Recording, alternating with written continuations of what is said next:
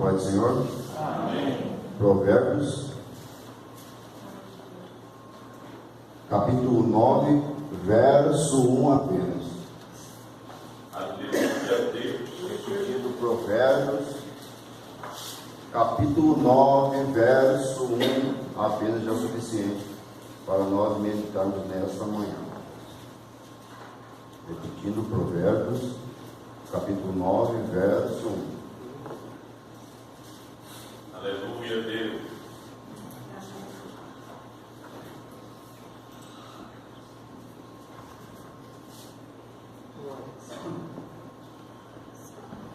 Diz assim a palavra do Senhor: a sabedoria já edificou a sua casa, já lavou as suas 7 colunas. Os irmãos repetem 1, 2, 3 e já.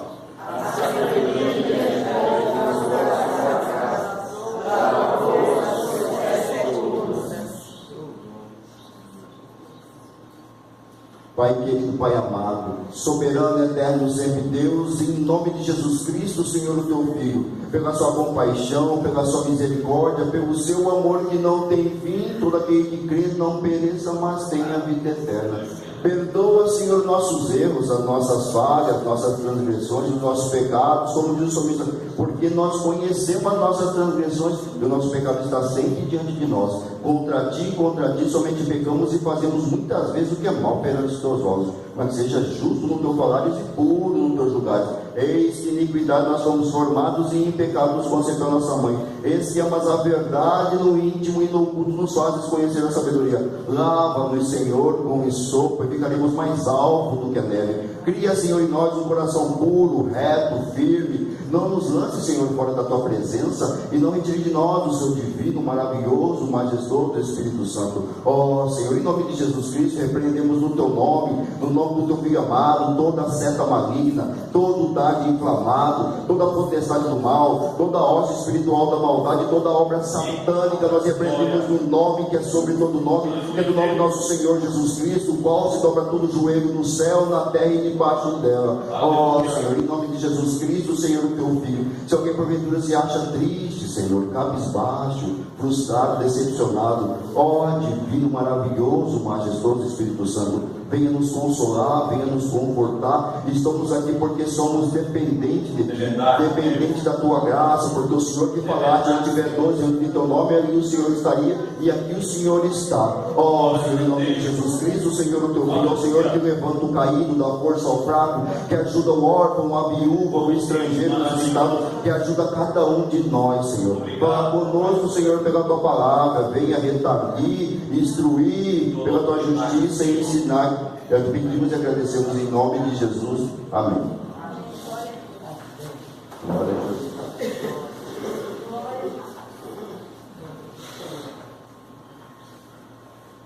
Provérbios, Salomão. Aqui Salomão comenta que a sabedoria ela tem 7 colunas, 7 alicerces. Se eu for olhar dessa maneira que Salomão fala, Salomão está explicando o que é a sabedoria, que ela já existiu antes de tudo ser criado. Ele comentou um capítulo anterior sobre isso. E se formos pegarmos isso no geral, a palavra, porque sabedoria do homem, irmão, vamos supor, eu vou comentar aqui rapidinho. Existe um livro, se eu não me engano, Universo Elegante, de um físico muito conhecido, que ele fala sobre Albert Einstein, relatividade, teoria das cordas. Eles explicam o universo de uma maneira, sabe? É um livro grosso sobre física, é um livro conhecido aí. É sabedoria do homem. Se você for pegar Karl Marx fala sobre capital, ele explica uma questão de capitalismo, sobre sociedade, sobre tipo de regime, sobre dinheiro, sobre um monte de coisa. É uma sabedoria do homem. Você vai pegar Charles Darwin, ele coloca o evolucionismo, porque existe o evolucionismo e o criacionismo. Deus criou todas as coisas e não foi evoluindo pelas suas espécies. E você vê que a sabedoria do homem. Tiago, no livro de Tiago vai dizer que existe a sabedoria terrena, e ela é animal e diabólica. Essa sabedoria de Charles Darwin, que Charles Darwin, ele machucou o seu coração, porque na verdade, vou ser mais concreto, por que ele machucou? Porque eu nem ia comentar, eu comento isso, porque ele perdeu uma filha, Charles Darwin. Ele perde uma filha e ele fica revoltado, porque ele é da igreja. Ele fez faculdade de teologia, Charles Darwin, ele era cristão, ele aprendia todo dia, ele fazia faculdade de teologia, ele ia nos cultos, ele ia em tudo. Charles Darwin era desse jeito. Tem muitos desses grandes pensadores que eles eram cristãos de verdade, só que aconteceu uma tribulação, eles se revelaram não contra as pessoas, e sim contra Deus. E o que acontece? Ele criou essa teoria, ele criou, e na verdade você vê que toda vez que afastamos do céu, mais criamos uma sabedoria animal e diabólica. Quanto mais chegamos perto de Deus, e como que chegamos perto de Deus? Pela sua palavra. E aqui eu começo a dizer, porque como que vou ter sabedoria? A sabedoria vem pela palavra. A Bíblia de Gênesis e Apocalipse, ela é dividida em 7 colunas, e eu vou explicar a introdução. A primeira coluna é o Pentateuco. É a primeira coluna, Pentateuco, 5 rolos, Torá, a instrução, o ensino, existe regra, Gênesis, Êxodo, Levítico, Número, Deuteronômio, é a primeira coluna. A primeira coluna é regra: não matarás, não furtarás, não dirás falso testemunho, e vai indo, tem muita coisa, que não dá tempo de comentar. É a primeira coluna. A primeira coluna é Pentateuco, os 5 primeiros, é a Torá. Quando é a segunda coluna? A segunda coluna é histórico. Histórico é nada mais além que as histórias dos reinos, porque é 1ª e 2ª Crônica, 1ª e 2ª Reis, 1ª e 2ª Samuel, Neemias, Esdras e Esther, são históricos. O que significa? Na verdade, quando entendemos que estamos dentro do tempo, nós vamos olhar para quem? Nós vamos olhar para Deus, porque nós começamos a perceber que na verdade nós somos passageiros no nosso corpo. E essa segunda coluna é o histórico. É primeiro Pentateuco, o segundo é histórico, o terceiro é aquilo que eu estou lendo, é poético. Poético é a terceira coluna. Poético, o que é? Poético é Jó. Sofrimento justo, ele sofre. A estrutura principal de Jó é o sofrimento do justo, porque muitas das vezes nós pensamos, porque nós estamos junto com Deus, somos fiéis a Deus, e não vamos sofrer por causa disso. Deus vai nos separar, nos colocar no lugar, nós vamos sofrer, muitas das vezes até mais do que o ímpio.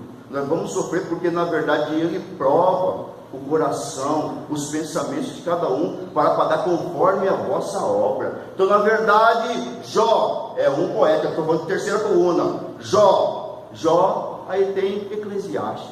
Irmão, Eclesiastes é diferente, porque Eclesiastes é uma visão diferente de todos os livros. Porque Eclesiastes é uma visão de quem conhece a Deus, mas se afasta.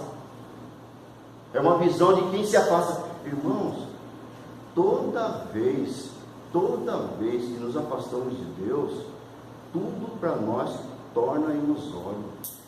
Para quem é chamado e escolhido, porque muitos são chamados e poucos são escolhidos, porque na verdade, quem começa a conhecer a Deus pela sua palavra, afasta de Deus, passa um certo tempo, no começo, parece ser muito bom, porque a carne parece que ela é uma maravilha.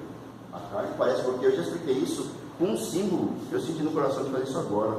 A carne, ela é assim, ó, vocês vão poder olhar para mim, é assim, você vai rodando para dentro, é uma bola que rola para dentro, roda para dentro, roda para dentro, vai rodando para dentro, quando chega no final, ela não vai para onde vai correr. A carne, ela não tem, ela não cresce. Agora, como que é crescer no Espírito? É você rodar para fora. Você vai rodando, é uma coisa infinita que ela não para. É sabedoria, você vai crescendo. Você vai crescendo, você vai crescendo. A sabedoria que você tinha ontem, e amanhã você adquire uma outra, e você vai indo. E você vai crescendo. Na carne, não. Quanto mais você alimenta a sua carne, mais você se priva das coisas boas da vida.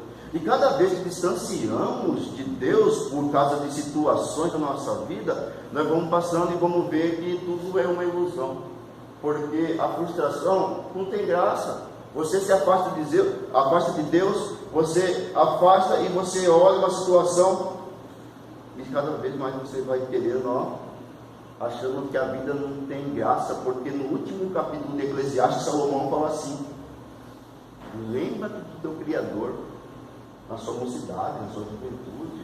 na sua vida, porque quando chegares os últimos dias, se você não tiver Ele, não tiver uma experiência com Ele, nada do que você viveu vai ter valido a pena. Nada. Se você lembra dele nos melhores momentos, nos piores, quando chega ao finalzinho da sua vida, sabe o que você vai fazer? Ele está dizendo assim, Salomão está dizendo isso. Você vai olhar para trás e fala, poxa, eu vivi aqui 60 anos da minha vida e nada foi bom. E isso é totalmente desgastante, frustrante, decepcionante. E com Deus é diferente, você começa a entender, porque na verdade Provérbios, ele mostra a bem-aventurança, a felicidade de você ouvir e você seguir regra, de você entender o que Deus fala. Ele vai falando que ele sempre corrige aquele que ama, ele sempre vai dizer que ele sempre obedece a sua mãe e o seu pai, ele sempre está dizendo que ele está sempre numa linha a seguir. Isso aqui eu estou dizendo sobre o Salmo, para concluir a parte do poeta, que é a terceira coluna. Os salmos são pessoas impelidas pelo Espírito Santo, que elas vão fazendo uma oração e um cântico e mostram atributos de Deus: onipotência, onipresença, onisciência, soberania. Tudo você vai achar no Salmo. Salmo é a primeira coisa para você começar a conhecer a Bíblia, você lê Salmos, porque você vai começando a conhecer Deus no Salmo. Os atributos, as características, as qualidades, as virtudes dele estão mais destacadas nos Salmos. Então você vai conhecer, nos poéticos é isso, é a terceira coluna. Quando chega na quarta coluna, a quarta coluna ela é profética.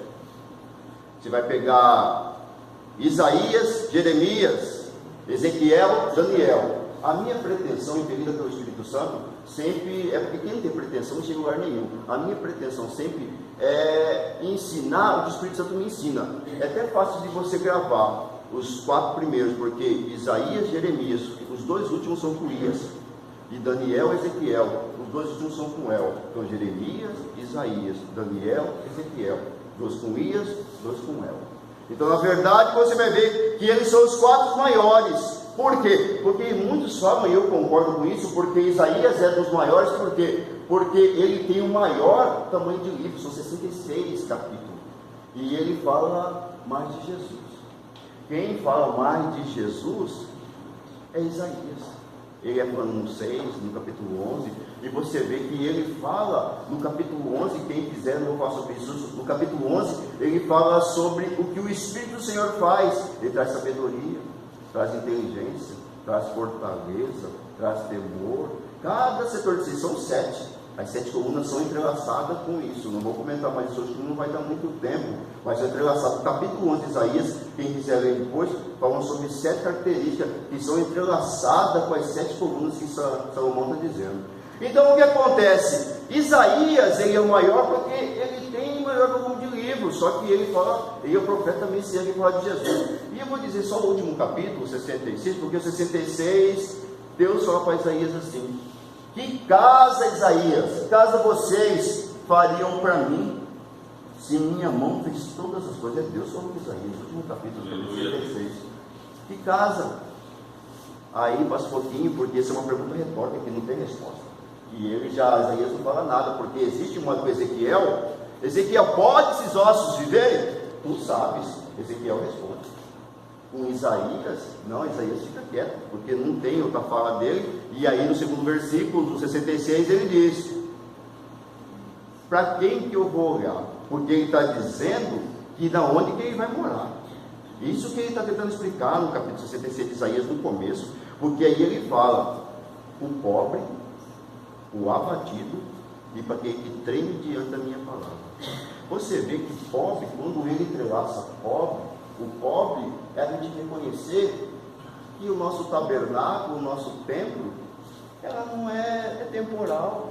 A gente nasce hoje bonitinho, ó, nenenzinho, ó, passa 670 anos, começa a fadigar, começa, você tem a divina, passa um tempo, ela sai e volta para o céu. A alma, ela decide se ela vai para o céu ou para o inferno. Então na verdade ele está olhando. Pobre é quando a primeira coisa, quando Jesus leva o povo para a montanha, o sermão da montanha, a primeira coisa que Jesus fala: bem-aventurados os pobres de espírito, porque só o nosso espírito sozinho, só nós sozinhos, nós não conseguimos manter as coisas, não conseguimos resolver as coisas, não conseguimos interpretar direito as coisas. No entanto, que ele continua e ele dá a interpretação correta do Torá, depois ouviste o que foi dito dos antigos. Então, na verdade, quando reconhecemos que somos falhos, e quando reconhecemos, ele vem e nos impulsiona, e nos impele, ele nos conforta, ele vem nos consola quando reconhecemos, porque pobre. E a partir do Espírito, a gente reconhecer, porque muitos de nós somos assim. Muitos de nós somos assim. As pessoas olham torto para nós, e a maioria que são de Jesus são assim. Já fica um pouco triste, fala, poxa, eu não torto para mim. A pessoa virou a cara, virou a cara para mim. A pessoa falou de mim, tal coisa aconteceu. E muita coisa que acontece, às vezes a gente vai olhar, é a tempestade no copo d'água. E a gente fica batido por pouca coisa. Se nós vamos ser sinceros uns com os outros, na verdade é desse jeito. É pequena coisa nos abate. E é desses que Jesus gosta. Eu até comentei com o leproso, semana passada, semana retrasada, eu vou comentar de novo, porque eu senti a presença dele fazer, leproso, eu já tirei de falar de leproso. Por quê? Porque a gente tem que ter uma diferença de falar de leproso e de lepra. Lepra pode se semelhar com o pecado, que a pessoa fica em pecado, a pessoa some, afasta de todo mundo? Pode, eu não faço isso, mas pode. Mas leproso, você vê que leproso, você vê que quem dá testemunho, deu de testemunho de Jó. Jó era leproso, sarou da sua lepra. E você vê que por que Jesus chora no Novo Testamento? Por Lázaro ficou leproso. Então, e quando desce o sermão da montanha, um leproso, bem quiser, bem pode purificar, se prostra a ele, e nem fala de pecado para ele, só cura ele. Então, na verdade, a partir do Espírito, é uma pessoa que ela reconhece que pequenas coisas deixam ela triste, principalmente coisas de relacionamento. A pessoa fica o quê? Fica abatido, porque, como ser sincero, irmãos, nós ficamos abatidos por pouca coisa. Mas tem coisa grande, pode ser uma enfermidade. Tem coisa que tudo bem, a gente tem que preocupar mesmo, mas tem coisa que é pequena. A gente fica realmente abatido do Espírito. Agora, a terceira parte de Isaías 66, que treme diante da minha palavra. Falei, pobre, do abatido do Espírito, e para aquele que treme diante.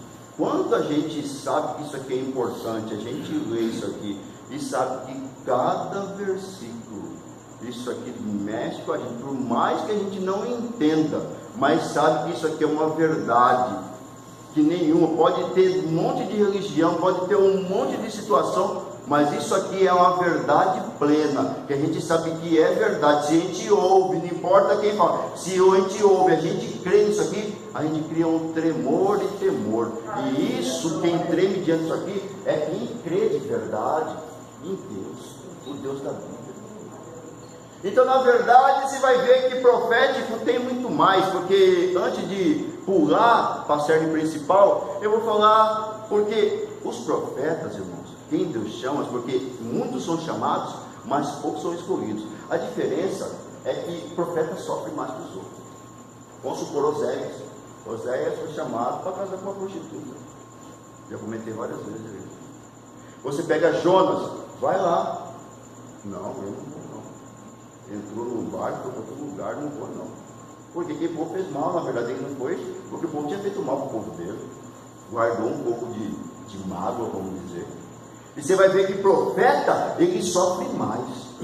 Na verdade, por que o profeta não merecia e sofre? Porque ele sofre pela falha dos outros. E muitos de nós somos desse jeito. Nós sofremos, muitas das vezes, não pelas nossas próprias falhas, nós sofremos pelas falhas das pessoas. E quando nós sofremos pelas falhas das outras pessoas, nós entendemos que, porque muita gente não sofre nem pelas suas falhas, mas quando nós começamos a sofrer pelas falhas dos outros, quer dizer que a diferença entre chamado e escolhido, uma das características é clara. Então, o profeta é diferente profético, porque a primeira parte é Pentateuco, primeira coluna, a segunda é histórico, a terceira é poético, a quarta é profético. Quando chega na quinta, a quinta é um dos principais, que a quinta, na verdade, é o Evangelho, Mateus, Marcos, Lucas e João. Você vai ver que, na verdade, Jesus, ele que esse dia o irmão falou assim, que a única verdade, a pessoa que prega de verdade é Jesus. Jesus é pregador. Eu falei, não, né? Eu fiquei assim comigo, depois eu falei para outra pessoa, falei, Jesus ele não é pregador. Pregador é Salomão, está escrito na Bíblia. Eclesiastes significa pregador. Jesus é Senhor, Redentor, Salvador. Ele salva, ele faz uma ligação de novo com o céu. É diferente. Eu comentei sobre o tanque de Betesda um dia. O tanque de Betesda tem 5 alpendres. Eu comentei que esses alpendres são tipo um telhado. Esse telhado, você se esconde durante um certo tempo. Eu falei que é os 5 livros do Pentateuco. Gênesis, Êxodo, Levítico, Número, Deuteronômio. Você vê que a lei te leva a você enxergar o que está escuro em você. Te leva a você ver seu pecado. Mas para tirar o pecado de dentro, é só Jesus. No entanto, que no tanque de Betesda, o homem estava 38 anos sem andar, nem sentado. Quantos de nós ficamos, antes de conhecer Jesus, prostrados? Quantos de nós ficamos prostrados antes de conhecer Jesus? Não estou dizendo secularmente, materialmente, estou dizendo espiritualmente. Vamos supor que alguém que guardou uma mágoa, ele não consegue dar os passos no sentimento, na emoção, numa imagem, no discernimento, no entendimento, não consegue fazer. Por quê? Por causa de uma situação que aconteceu. Jesus, ele faz o quê? Jesus, quando ele veio, para ser Salvador, é para mostrar o caminho, porque ele é o caminho, a verdade e a vida. Aleluia.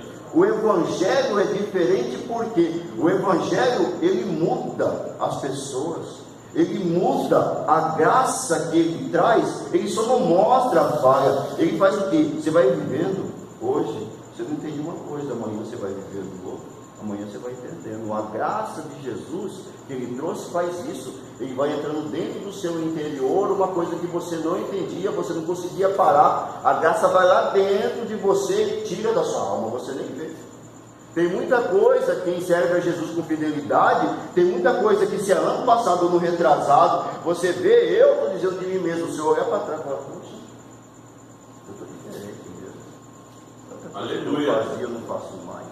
E se a gente vê o testemunho de muita gente, muda, porque a graça ela sucumbe o pecado. A graça sempre é melhor que o pecado. Ela veio matar de vez o pecado. Ela veio porque na verdade foi um que destruiu a morte. É claro que Eliseu, Elias, algumas pessoas ressuscitaram, outras, mas na verdade sucumbir à morte foi só Jesus. Ele veio, a graça vem, ela entra dentro. Essa é muita diferença do chamado e do escolhido, porque o chamado é buscar primeiro os céus e a vossa justiça, e todas as coisas. O chamado quer só todas as coisas. O escolhido busca primeiro o reino. Essa é a grande diferença de chamado e escolhido. Mateus capítulo 6, versículo 33. Se você vê, buscar primeiro o reino dos céus e a vossa justiça. Quem busca primeiro sempre o reino em todas as coisas, esse é escolhido. Quem busca primeiro todas as coisas é chamado. Tem toda a diferença entre chamado e escolhido. O chamado, ele veio materialmente. O escolhido, ele veio espiritualmente. Tem grande uma diferença disso aí. Então, quando Jesus vem, essa graça dele faz o quê? Que entra dentro e arranca o pecado dentro de nós. Aleluia. Quando ele arranca, nós começamos a ser uma nova pessoa. E o Evangelho traz isso. O Filho de Deus traz isso. E na verdade, essa é quinta. A sexta são as epístolas junto com Atos. Epístolas paulinas, epístolas pastorais e universais. Epístolas paulinas, Romanos, Colossenses, Tessalonicenses, Coríntios. Epístolas paulinas. Na verdade, você vê que tem 2 modelos de apóstolo. Um que é Pedro, João e Tiago, que é epístolas universais, e epístolas pastorais, são Timóteo e Tito. São 3 epístolas, tipo de epístola. E você vê que tem os que andaram com Jesus e continuaram, os que não conheceram Jesus e continuaram. E você vê que as pastorais é de alguém que não conheceu Jesus em carne e osso. Significa que o Espírito Santo, ele faz tanta coisa, quando demos chance para ele, quando nos prostramos verdadeiramente a ele, o Espírito Santo faz tanta coisa em nós, e vai fazendo em nós, e vai fazendo do nosso lado, quando cremos de verdade nele. Então, na verdade, o sexto coluna, epístolas, junto com Atos.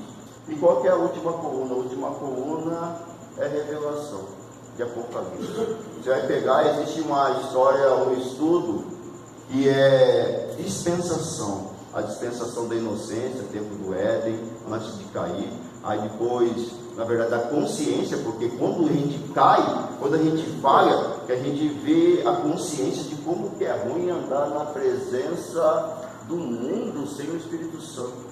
Quando a gente vê, porque é inocência, consciência, depois de quando, antes de comer o fruto, depois de comer o fruto.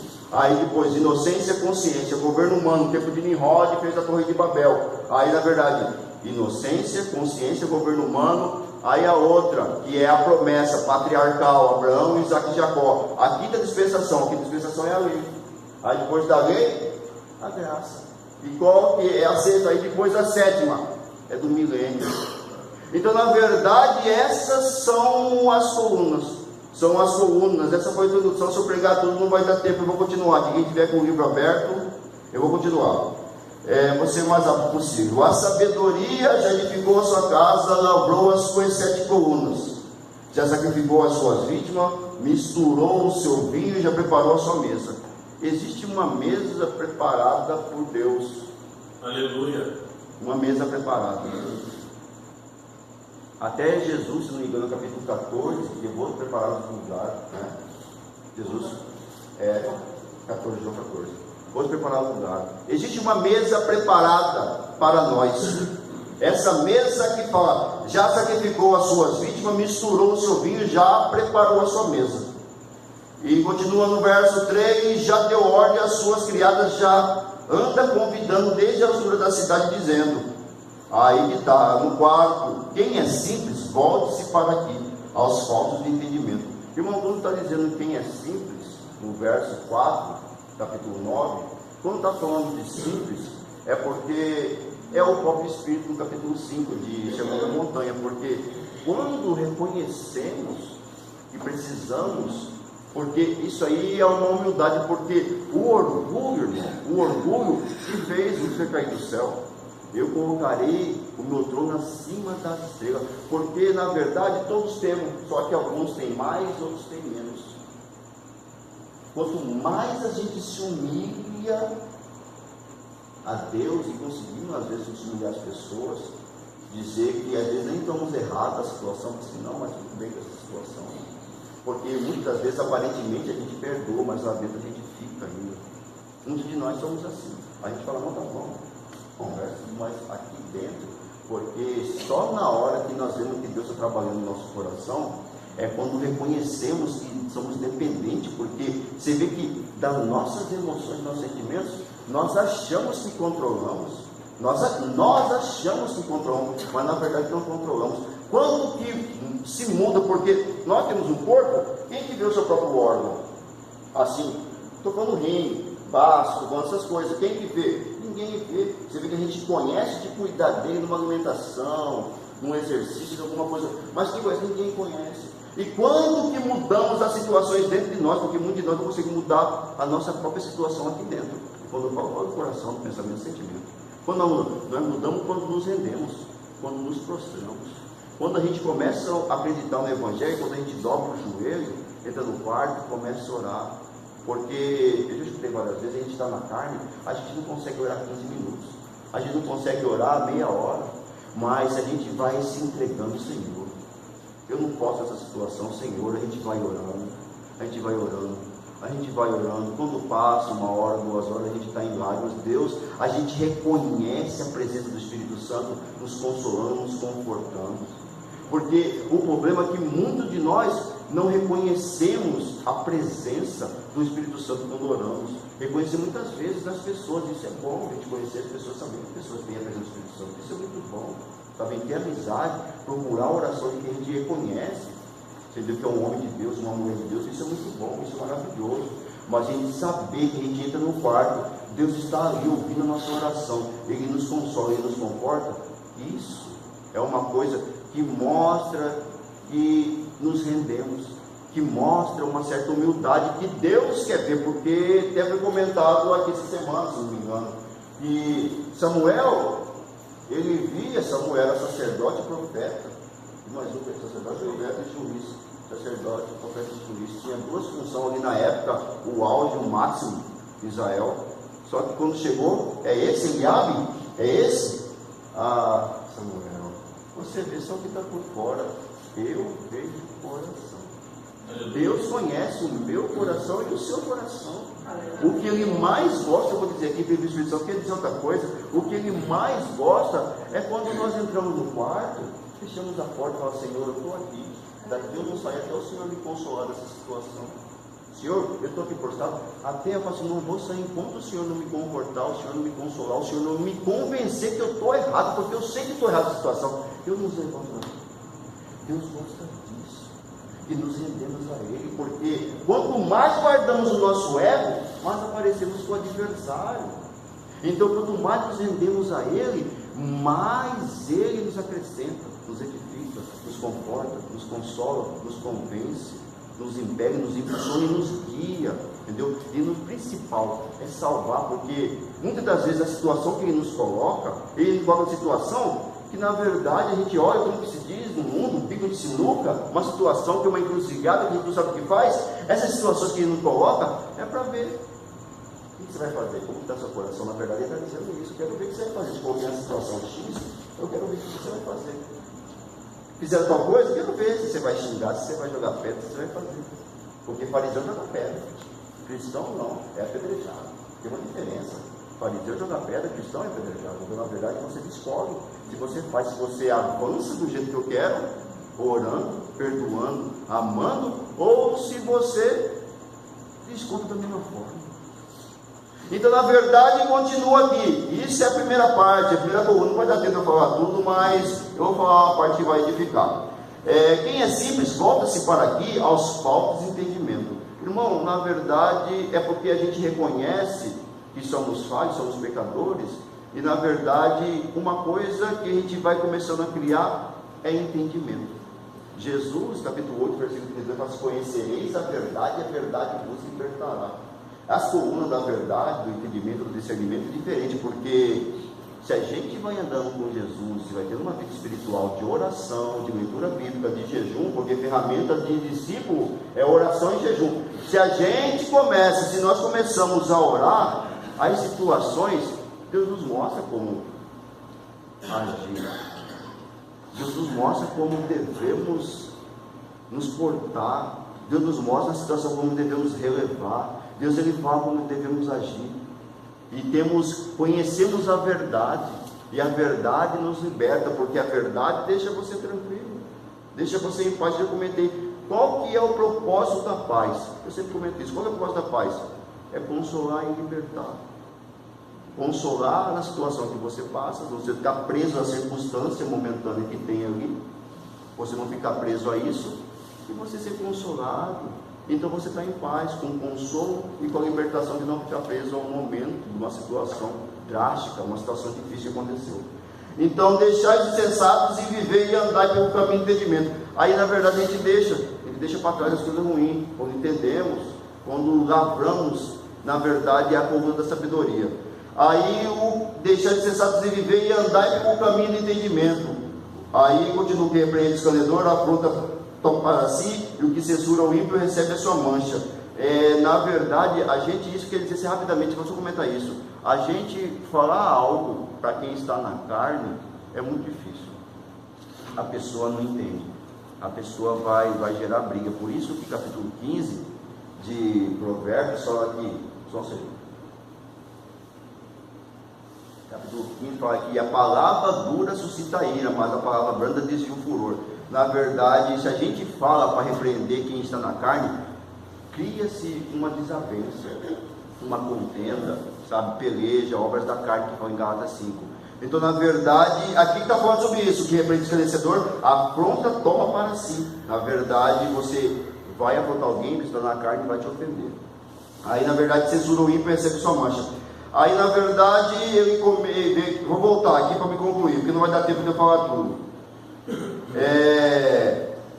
Vinde e comei do meu pão e bebei do meu vinho que tenho misturado.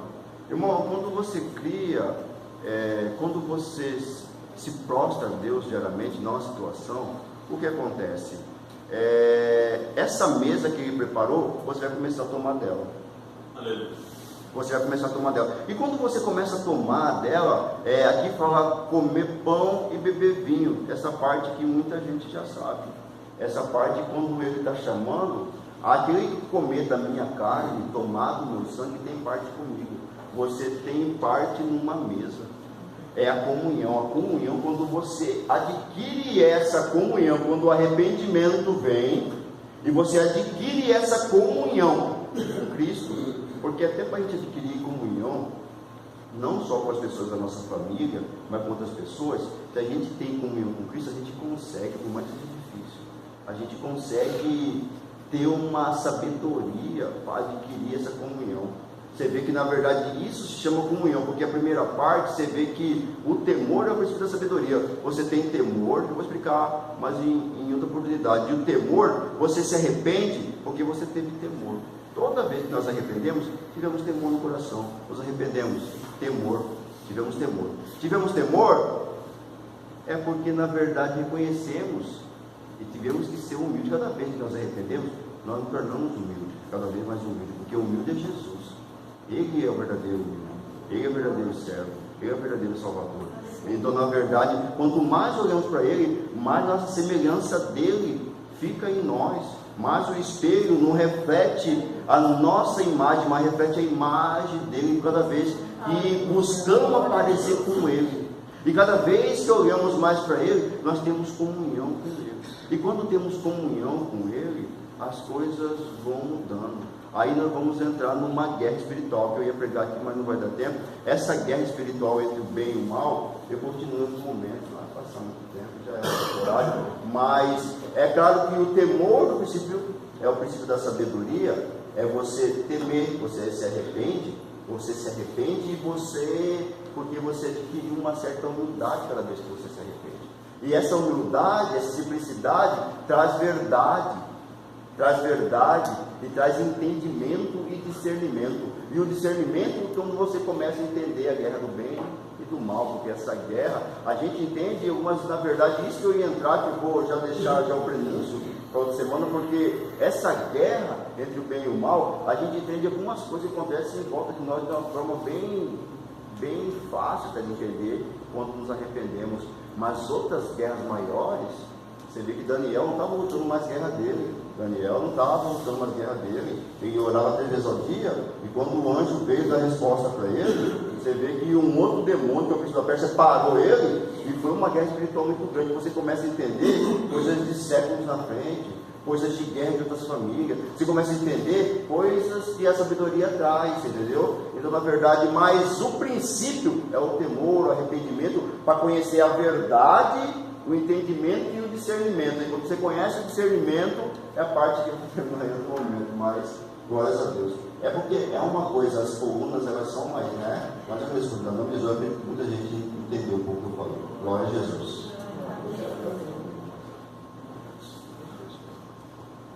Todos podem glorificar o Senhor. Ontem nós falamos sobre Mateus 6, 4, ontem à noite, e a igreja primitiva, logo após Jesus Cristo, havia muitos sinais, muitos prodígios, muitas maravilhas, muitos milagres. E o segredo é como foi falado no Diário 6, 4.